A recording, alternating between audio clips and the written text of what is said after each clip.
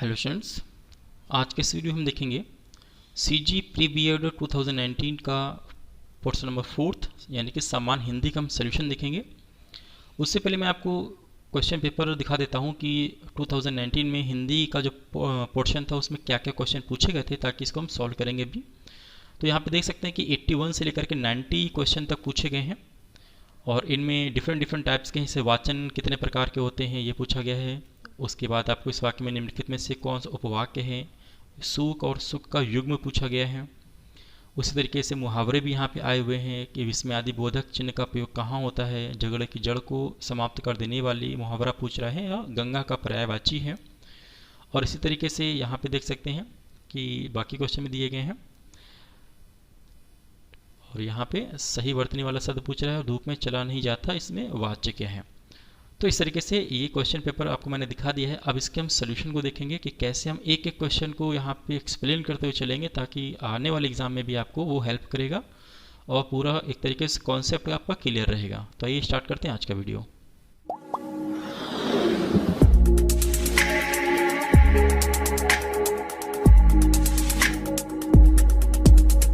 तो देखिए यहाँ पे जो सामान्य हिंदी के क्वेश्चन आए हुए थे 10 क्वेश्चन, वो 81 से लेकर के 90 तक क्वेश्चन थे। तो यहाँ पे हम सबसे पहले बात करते हैं कि 81 क्वेश्चन यानी कि यहाँ पे पूछा जा रहा है कि वाचन के कितने प्रकार होते हैं। अब देखिए यहाँ पे वैसे देखा जाए तो वाचन जो होता है मेनली 2 प्रकार का होता है। यहाँ पे हमारा जो सेकंड ऑप्शन है वो करेक्ट है, यानी कि हमारा ऑप्शन नंबर बी करेक्ट होता है। लेकिन आपको ये भी ध्यान देना है कि वाचन के जो 2 प्रकार होते हैं वो कौन कौन से होते हैं। तो एक देखिए होता है सास्वर वाचन और दूसरा हमारा होता है मौन वाचन। ठीक है, तो आपको ध्यान ही देना है कि पहला हमारा कौन सा होता है। पहला होता है कि सा स्वर वाचन और दूसरा हमारा होता है मौन वाचन, जैसे कि आपको उसके नाम भी पता हो। अब इसके बाद हम लिखते हैं यहाँ पे क्वेश्चन नंबर 82। यहाँ पे कह रहा है कि मैं नहीं जानता कि वह कहाँ है। ये एक वाक्य दिया हुआ है। इस वाक्य में निम्नलिखित में से कौन सा उपवाक्य है। तो अब यहाँ पे देखिए आपको मालूम है ये पूरा जो सेंटेंस लिखा हुआ है इसमें वाक्य भी है और उपवाक्य भी लिखा हुआ है। तो इसमें बोला कि कौन सा उपवाक्य यहाँ पे है। तो यहाँ पे हम उपवाक्य देखेंगे। तो देखिए पहले यहाँ पे उपवाक्य के प्रकार क्या होते हैं। उपवाक्य हमारा जो मेनली होता है वो होता है संज्ञा उपवाक्य हो सकता है, विशेषण उपवाक्य होगा या क्रिया विशेषण उपवाक्य होगा। तो यहाँ पे देखा जाए तो संज्ञा उपवाक्य की जो अगर बात हम करेंगे तो यहाँ पे जो सेंटेंस दिया हुआ है इस सेंटेंस में उपवाक्य है वो संज्ञा उपवाक्य है। अब इस संज्ञा उपवाक्य में क्या होता है कि ऐसे उपवाक्य जिसमें संज्ञा के एक तरीके से महत्व के बारे में बताया जाता है और इसकी पहचान क्या होती है कि वाक्य में कहीं ना कहीं कीवर्ड का यूज़ किया जाता है। जैसे यहाँ पे आप देख सकते हैं लिखा हुआ है कि मैं नहीं जानता कि वह कहाँ है। यहाँ पे वह किसी पर्सन की बात हो रही है, यानी कि संज्ञा है ना। तो यहाँ पे की एक तरीके से इसकी पहचान होती है। तो आप कह सकते हैं सिंपल सा कि अगला कोई भी वाक्य आएगा इसमें मैं नहीं जानता कि वह कहाँ है, मैं नहीं जानता वो कहाँ जा रहा है, इस तरीके के वाक्य में कीवर्ड यूज़ होता है तो वो संज्ञा उपवाक्य की कैटेगरी में आता है। तो इसका जो हमारा राइट ऑप्शन होगा वो होगा ऑप्शन नंबर बी यहाँ पे होगा।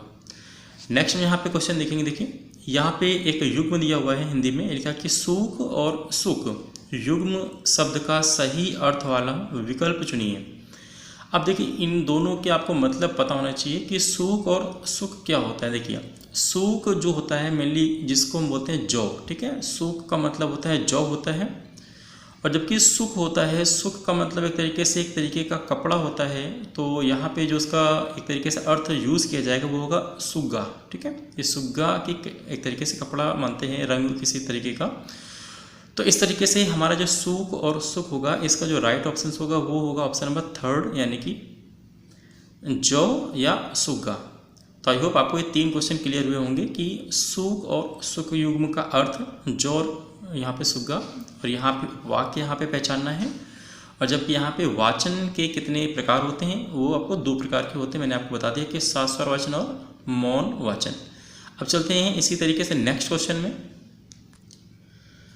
अब देखिए यहाँ पे जो क्वेश्चन नंबर 84 है, यहाँ पे पूछा जा रहा है कि विस्मयादि बोधक चिन्ह, यानी कि ये आपको विस्मयादि बोधक चिन्ह बना हुआ है का प्रयोग होता है।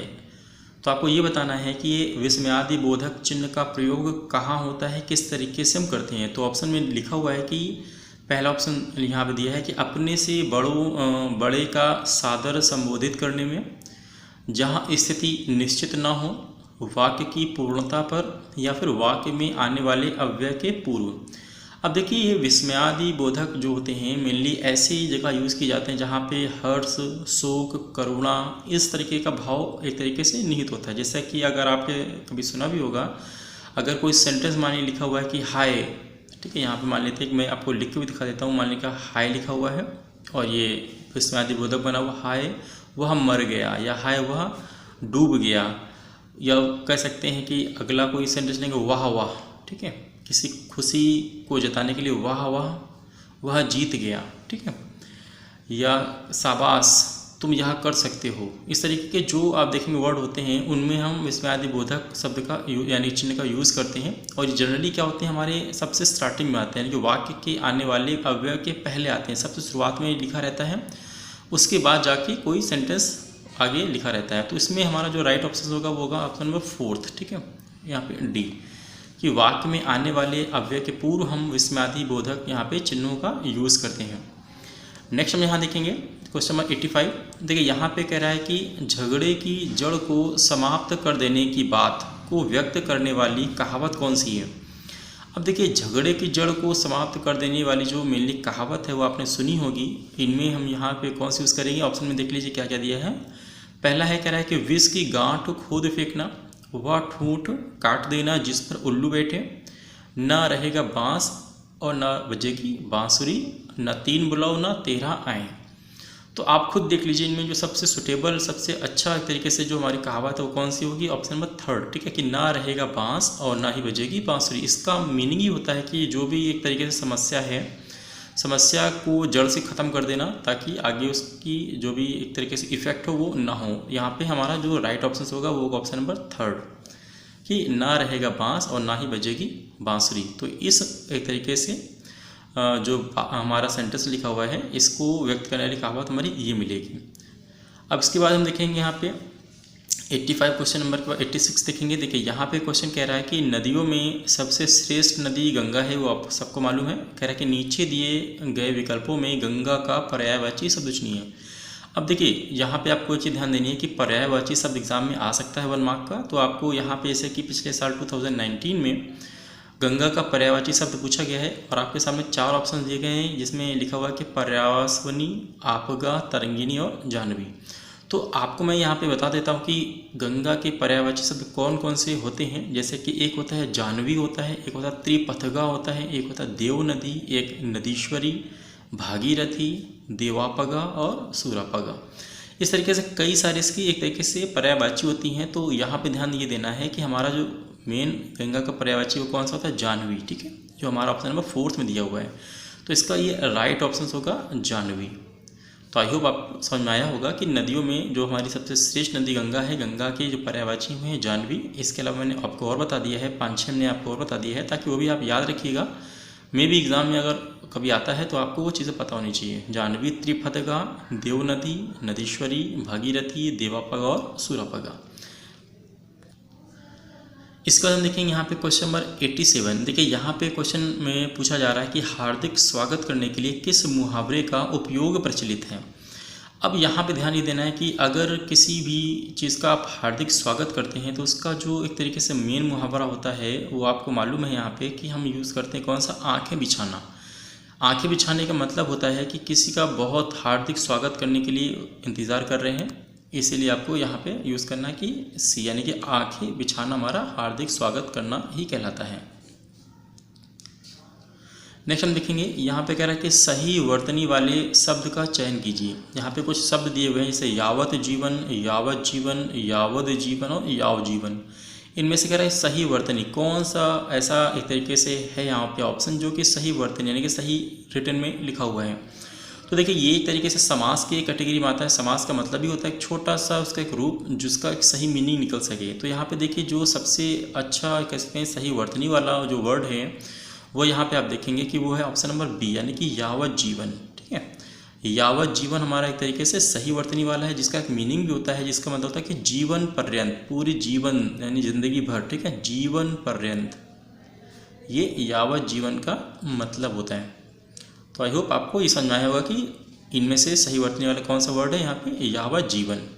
नेक्स्ट हम यहाँ देखेंगे, कह रहा है कि क्रिया द्योतक कृदंत विशेषण के कितने भेद होते हैं। अब देखिए क्रिया द्योतक कृदंत जो विशेषण होता है, मेनली आप देख लीजिए कि इसका मतलब क्या होता है कि वह शब्द जो हमें क्रियाओं की विशेषता का बोध कराते हैं। ठीक है, जो शब्द हमारे होते हैं जो क्रियाओं की विशेषता, जो क्रियाएं होती हैं ना, जैसे कि खाना, दौड़ना, चलना, इस तरह का, उनकी विशेषता की जो क्रिया है किस तरीके की हो रही है। जैसे मैं आपको एग्जांपल से बताता हूँ, वह धीरे धीरे चलता है, यानी चलना क्रिया है लेकिन धीरे धीरे, तो चलने की विशेषता बता रहे हैं धीरे धीरे।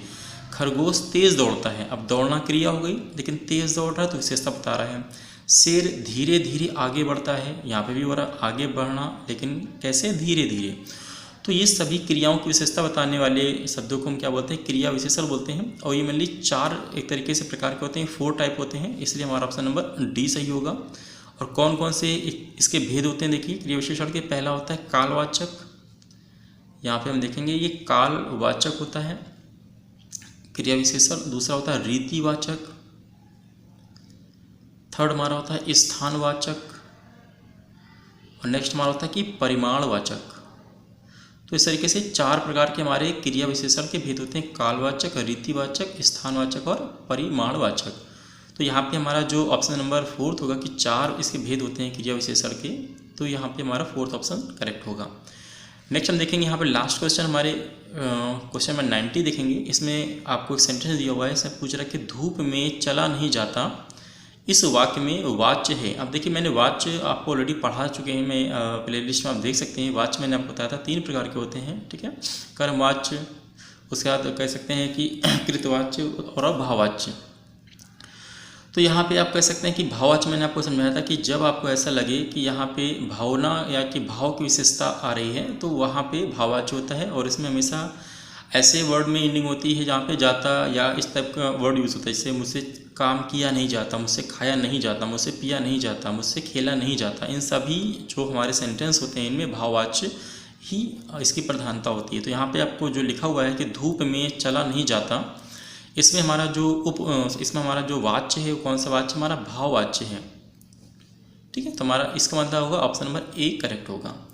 तो इस तरीके से हमने यहाँ पे 10 क्वेश्चन जो पिछले साल एग्जाम में पूछे गए थे 2019 के, मैंने आपको एक एक क्वेश्चन को पूरी तरीके से समझाया है और उसका करेक्ट आंसर भी बताया है, ताकि आपको चीज़ें क्लियर हो सकें और आप अपने एग्ज़ाम की और अच्छे से प्रिपरेशन कर सकें। फिर भी अगर आपको किसी क्वेश्चन में अगर कोई डाउट रह जाता है तो प्लीज़ आप कमेंट बॉक्स में कमेंट करके आप बता सकते हैं। मैं उन क्वेश्चन का आंसर देने का पूरी कोशिश करूँगा।